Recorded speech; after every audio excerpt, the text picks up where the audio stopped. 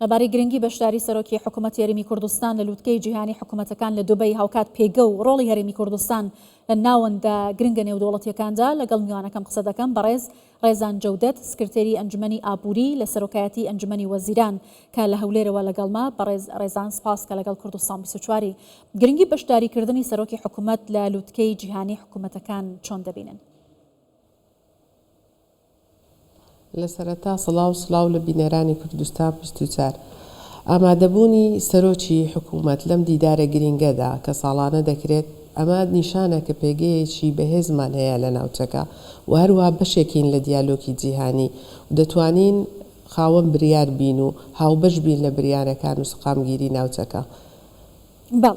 بەشداریکردنی حکوومەت هەرێمی کوردستان لەم لووتکەیەدا نیشانی بەهێزی پێگەی هەرێمی کوردستانە چۆن هەرێمی کوردستان توانیوتی ئەم پێگە بەهێزە لە ئاستی نێودوڵەتیدا مسۆگەر بکات.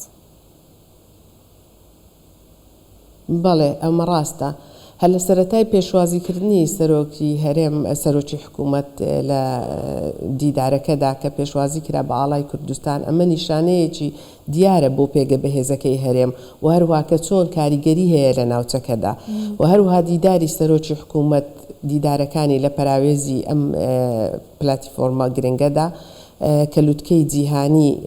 حکوومەتەکانە ئەمە گرنگیەک دیار دەخا کە هەرێم دەتوانێت شوێنی خۆی لە نەخشەی جیهانیدا دیار بکات. باشە بەڕێز ڕێزان ئەگەر سەبارەت بە بواری ئابووری و بەرهێنانیش قسە بکەین تا چەندە هەرێم دەتوانێت ئەم دەرفەتانە بقۆزێتەوە سرنجی و بەرهێنەران بێتە سەر هەرێمی کوردستان لەگەڵەوەی ئەگەر باس تەنها ئیمارات بکەین؟ بەڵێ ڕاستە. باشە فەرموو. بەێ ئەگەر تەنها باسی ئیمارات بکەین ئەمە گرنجێکی تایبەتی خۆی هەیە چکە پەیامی سەرۆکی حکوومەت ڕوونا کە ئەمە وەکو مەسجێک نیشان دەدا کە هەرێمی کوردستان هەرێمێکی ئارامە جێگیرە ئامادەیە بۆ داهاتوویەکی بەهێز بە هاوبەشکردن لەگەڵایەنەکاندا دروست بکات. هەروها جەنابی سەرۆکی حکوومەت تەنها لە ئەوەی دووبەی نەڵێین کە ئامادەبوونێکی بەهێزی هەبوو هەروها لە بەر لە 2 هەفتە لە دافۆسدا هەرمان بەشداربوونی هەبوو بەڵام لەوێدا جیاوازیەکی تری هەبوو لەو کات و ساتە هەستیارەیدا کە ناوچەکە پێیدا دێپەڕی جەنابیان لەسەر 2 تەوەر باسییان دەکرد نە تەنها تەوەری ئابووری و بازرگانی بەڵکو تەوەری سیاسیش کە لە هەموو دانیشتنەکانی داگرنگیدا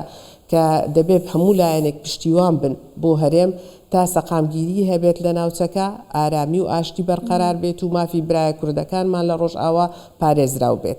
هەموو لایەنەکانی گرتەوە دیدارەکەی جەنابیان. باشە باسی ئاشتی وە سەقامگیریت کرد بە تایبەتی من ویستم ئەوە بڵم لە پرسیاری پێشمدا ئەگەر باسی ئیمارات بکەین تەنها 15 کۆمپانیای ئیماراتی لە هەرێمی کوردستان لە کردە جیاوازەکانی وزە پیشەسازی کردی نیشتەجێبوون و هاوکات کشت و کاڵەوە بەرهێنان کار دەکەن. ئەم متمانەیە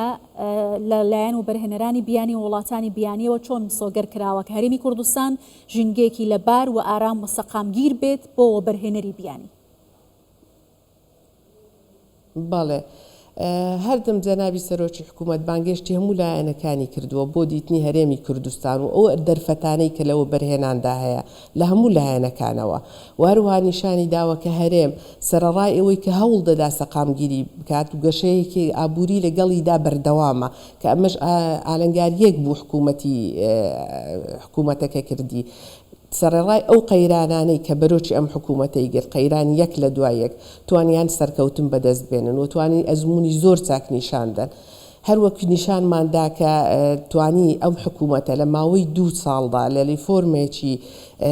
چاکسازیدا توانی کارەبای 24 کاتژمێری دابین بکات بۆ هەموو هەرێم و هەروها لەلایەنی داراییەوە چەند ریفۆرمێکی کردووە هەمووی سەرکەوتوو بوون. ئەم سەرکەوتنانە متمانەی بەلایەنەکانیت کە بەخشی کە بتوانن بێنە هەرێم و وەبەرهێنان بکەن. ئێستاجلا لە هەوڵدانا بۆ ئەوەی پێگەی هەرێم بە بەهێزیەوە نیشان بدات سەرڕای ئەو تەنگ و ئالۆزیەی کە لە ناوچەکەدا هەیە هەرێم ناوچەیەکی ئارامە و توانای گەشەکردنی ئابووری هەیە و توانایی هەیە و بەرهێنان لە خۆ بگری و هەموو متمانەی هەموو لایەنەکان وەرگێت. کەواتە ئەم لووتکەیە چ کاریگەریەکی لەسەر سیاسەتی نێودوڵەتی و بڕیارسازی هەیە؟ کاریگەریەکەی ئەوەیە کە وێنەیەکی جوانی هەرێم نیشان دەدا. ئەو وێنەیە جوانە و ئەو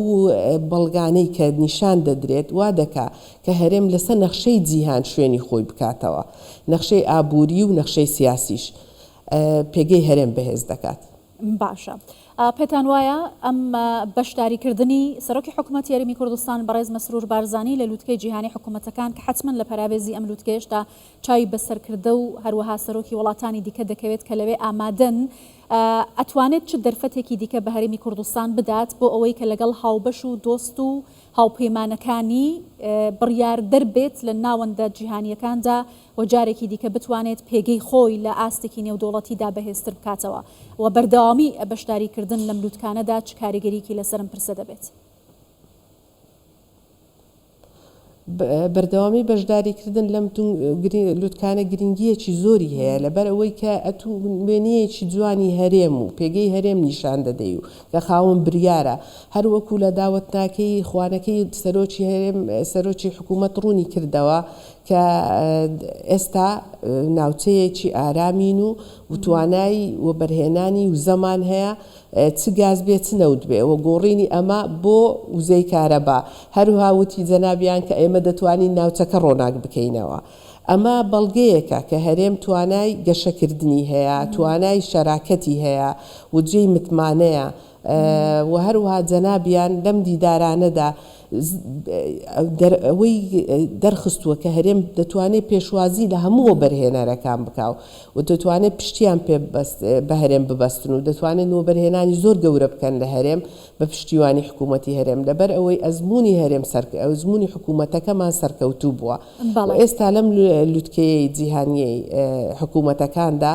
سەرۆکی هەرێم بە ئەزمموونێکی گەورەوە چووە ئەزمموونێک کە توانیوێتی سەرکەوتن لە چەند بوارێکدا بێنێت چ لە بواری هەمە جۆرکردنی داهات چ لە بواری گەشەکردنی ئابووری لە هەموو لایەنەکانەوە. باشە بەڕێز ڕێزان ئەم ئەجندای لووتکەی ئەمساڵ بۆ حکوومەتەکان لە دوبەی لووتکەی حکوومەتەکان تایبەتە بە حکمڕانی جیهانی و چۆنیەتی حکمڕانی جیهانی حکوومەت یاریمی کوردستان لە ماوەی کابینەی نۆیەمدا جۆرێکی پێشکەوتوی حکمڕانی باشی لە هەرێمی کوردستان جێبەجێ کردووە لە چاکسازیکردن لە هەمە چێشنکردنی سەرچاوەکانی داهات لە بە دیجیتاڵیکردنی دامەزراوەکانی حکوومەت هاوکات کۆمەڵێک پرسی گرنگی دیکە و چاکسازیانەی کە لە وەزارەتەکان دەستی پێکردووە شۆڕکردنەوەی دەسەڵاتەکان بۆ ناوەندە ئیداریە گرنگەکان ئەمە تا چەندە گرنگە بۆ بەشداریکردن حکمڕانی هەرێمی کوردستان هاوشان لەگەڵ دەوڵەتمەدارانی دیکەی دنیا لە لووتکەی جیهانی حکوومەتەکان. هەروەک لە پێشدا خۆت باست کرد ئێستا جەنابیان لەگە 35 سەرکردەی جیهان و 6,000 کەس ئامادەن لەوێن دەرێ هەموو ئاڵوگۆڕی بیرروڕا دەکەن. ئەم حکوومەتەمان بە ئەزمموونێکی سەرکەوتۆ چۆ بەشداری کردووە دەتوانێت لە دیالۆگەکانیدا سوود لە ئەزمموی حکوومەتەکانی کەش وەرگرێ و ئەزمموی خۆی نیشاندا و تێگەیشتنێک هەبێت لە نێوانیاندا ئەم دیدارە بەرەو پێشبردننی تەنانەت حکومڕانی نیە بەڵکو و تەکنەلۆجیا و پێشکەشکردنی خزمەتگوزاریە بۆ هاوڵاتیان و ئەم کابینەیەنەوە بەڕاستی سەرکەوتوو بووە لە بە دیجیتاڵکردنی حکوومەت و بەرەو پێشبردن و ئاسانکاری ئیشی هاوڵاتیان کە ڕۆژ بە ڕۆژ لە هەموو دەستگایەکانی هەرێمدا دەیبینین لە ناوخۆ بێت لە لایەنەکانی تکەی تۆمارکردنی کۆمپانیاکان ئەمە سەرکەوتنێکی گەورەمان بەدەستێناوە دەتوانین بلێن لە ناوچەکەدا تەنانەت ئەگەر بەراورد بکەین لەگەر عێراقیش ئێمە پێشکەوتوترین چ لە تۆمارکردن چ لە پێشکەشکردنی خزمەت گوزاریەکان بە ئەم ئەزممونە بەهێزەوە چووە و هەروەها دەرگای واڵا کردووە بۆ وەرگرتنی بیرروڕای جیاواز و هەروەها سوود وەرگرتن لە لایەنەکانی تر بۆ بەرەو پێشبردننی زیاتری ئەم ئەزممونە. زۆر باشە سپاس دەکەم بەڕێز ڕێزان جەودەت سکرتەری ئەنجومەنی ئابووری لە سەرۆکایەتی ئەنجومەنی وەزیران لە هەولێرەوە لەگەڵمان بووی. سپاس ڕێزم هەیە.